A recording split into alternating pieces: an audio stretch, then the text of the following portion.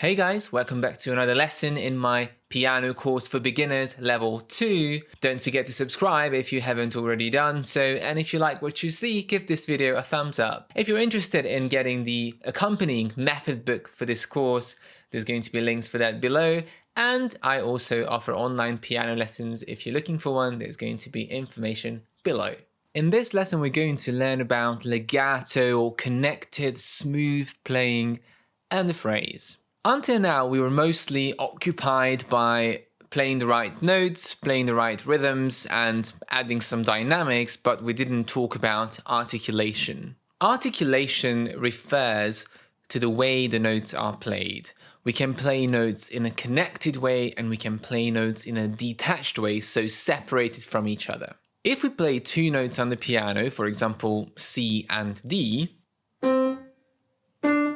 I can play them separated from each other, or I can play them connected to each other. And when we play notes connected to each other, we call that legato playing, which is the Italian word for smooth connected playing. And when we do not connect the notes, it's called detached playing. Legato playing is indicated by a slur, so if you see many notes after each other and there is a curved line connecting them, that means that all of those notes connected by the slur have to be played legato or connected.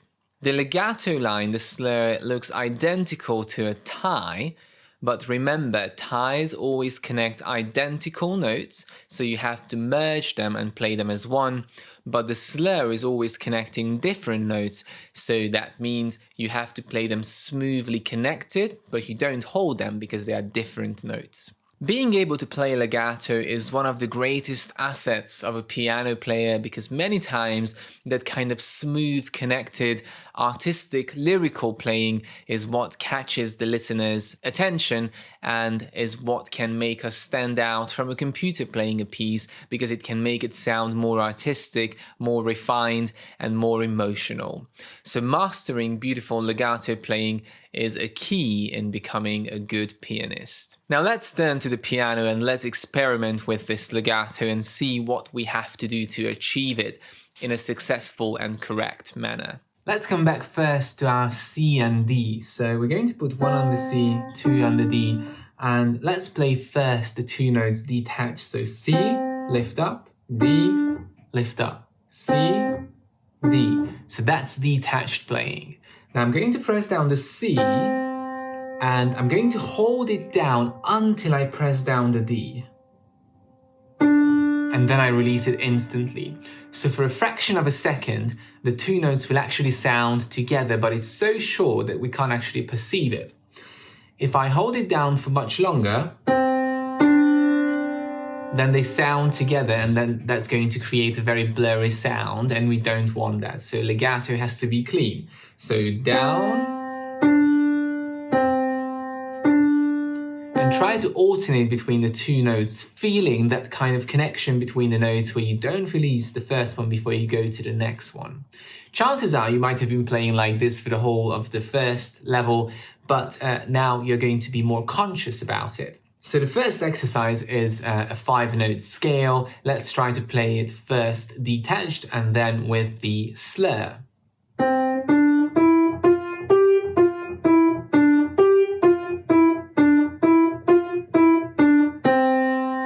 So a very simple 5-note scale with some steps and skips. And now let's put the right hand down and let's connect through all of those notes.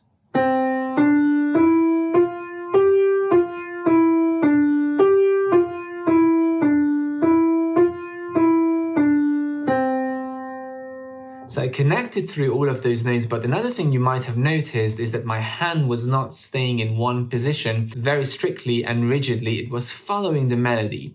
And we call that wrist circles, when the hand is basically moving with the melody. It's following the shape of the melody, and that feels more natural and it's going to take tension off your hands. So starting on that C again, and moving out and coming back.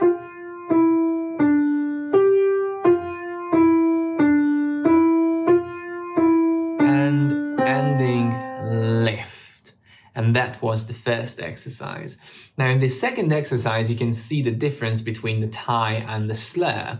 They look identical, but the tie, as you can see, is connecting two Ds, and the slur is connecting C, D, E, C. So different pitches, different notes, whilst the tie is connecting the same notes. So let's play the one with the tie.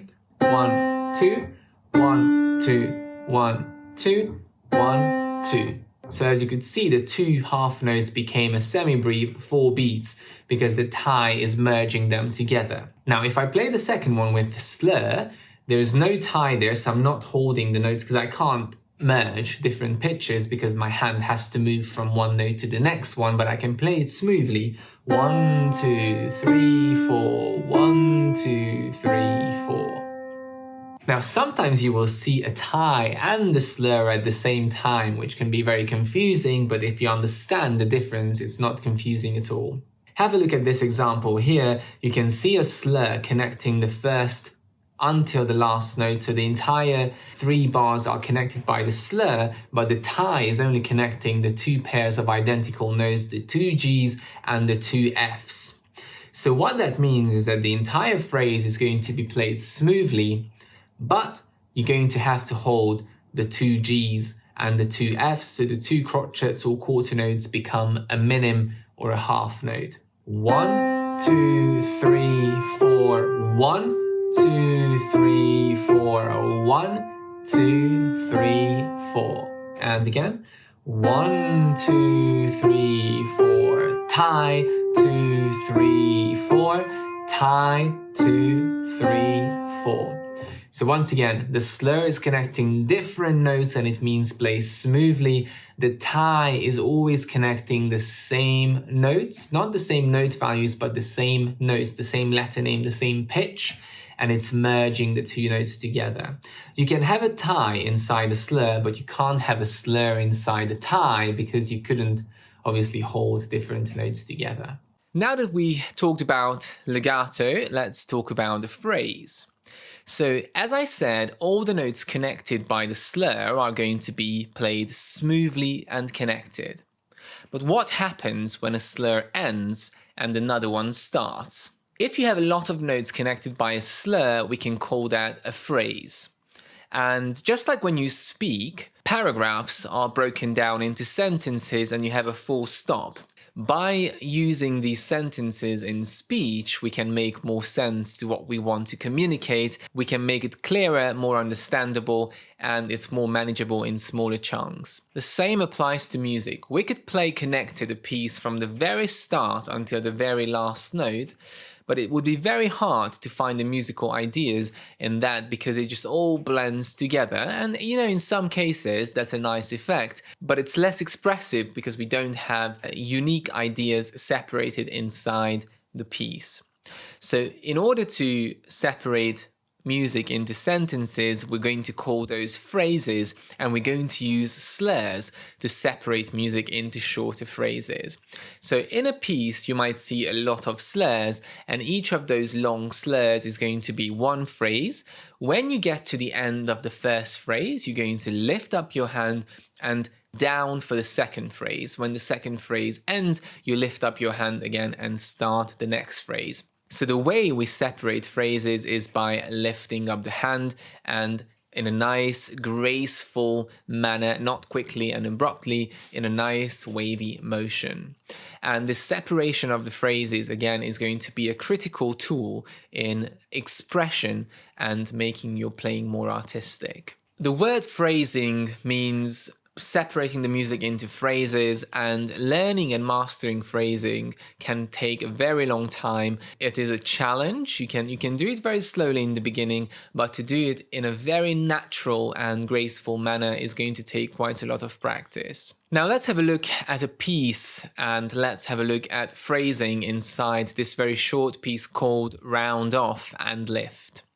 So as you can see on the sheet music here, the piece is made of 4 phrases, and each of the 4 phrases is connected by a slur, and it indicates that in between the slurs you have to lift up your hand. But what happens if you count each note to the full value and then lift up your hand? Then you basically run out of time because you used up your 2 beats. And by the time you lift up your hand and come back to the note, you might need another quarter of a beat. So you're going to be out of time. So in order to do a nice, not too fast lift, we have to take off the time from the final note of the phrase. So in the case of the first phrase here, the phrase ends on a minim or half note, so we can kind of chip off 1 beat from that 2-beat note and use that 1 beat to lift up the hand and come back on time for the beginning of the second phrase. Now let's see how this works in action. Let's play this rounding off little piece. I'm going to play it first and then talk a little bit about difficulties.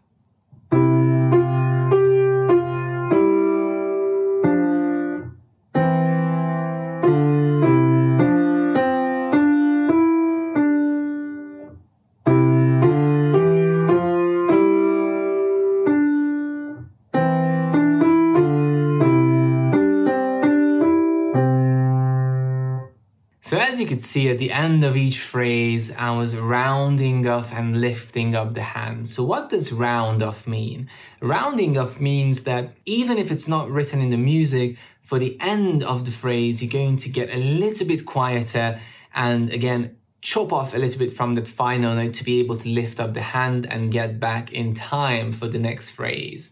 So let's break down this exercise into 5 steps. First of all, clap the rhythm by saying ta ti ti. So ta ta ta ta ta tu ta tu ta tu ta ta ti ti ti ti ta ah. And do the entire exercise like that, clapping both the right hand and left hand to make sure you know the rhythm. The second thing to do is learn the notes by reading the shapes of the intervals. So try to not read the notes by actual names, but you see you start number 3 on the E, so you're going to go step up and then step down. 1, 2, 3, 4, 1, 2, 3, 4, 1, 2, 3, 4, 1 and 2 and 3, 4. 1, 2, 3, 4, 1, 2, 3, 4, 1, 2 and 3, 4, 1 and 2 and 3, 4. So once we did that, let's try the left hand as well, starting 5 on the C. 1, 2, 3, 4, 1, 2, 3, 4, 1, 2, 3, 4, 1, 2, 3, 4, 1, 2, 3, 4, 1, 2, 3, 4, 1, 2, 3, 4, 1, 2, 3, 4. So very simple, just steps and skips all the way through with a couple of bigger intervals here and there. Number 3 is going to be to play the whole piece hands together, very smoothly legato from beginning to end. So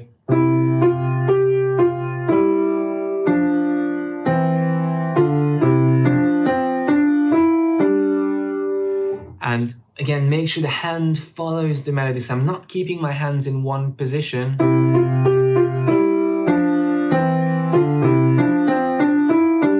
I'm letting the hand follow the melody, round with it, let the wrist do the circles and follow that melody at the beautiful shape.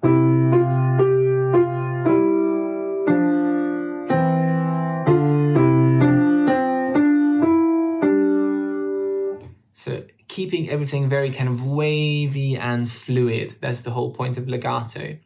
Number 4 is going to be to lift up the hand at the end of each slur by taking off 1 quarter note from the final note, the final minim. So 1, 2, 3, 4, 1, 2, 3, lift.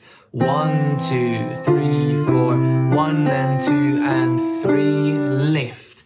1, 2, 3, 4, 1, 2, 3, lift. 1, 2 and 3, 4, 1 and 2 and 3, lift. So instead of 4, I said lift and I lifted up my hands, and that way I could come back to number 1 onto the second phrase. If I don't lift up on the 4th beat, this is what happens. 1, 2, 3, 4, 1, 2, 3, 4, lift 1, and then I basically add an extra beat, which is not in the music. So lifting has to happen in time, so you have to shave off a little bit of time from the final note to give you enough time to lift up the hand and land back on the next note. The final thing we're going to do is play the exact same, so legato with the lifts, but this time rounding off the end of the phrases. So rounding off again, we start by a bit of crescendo going up, and by the time we get to the end of the phrase, we're going to get a bit quieter.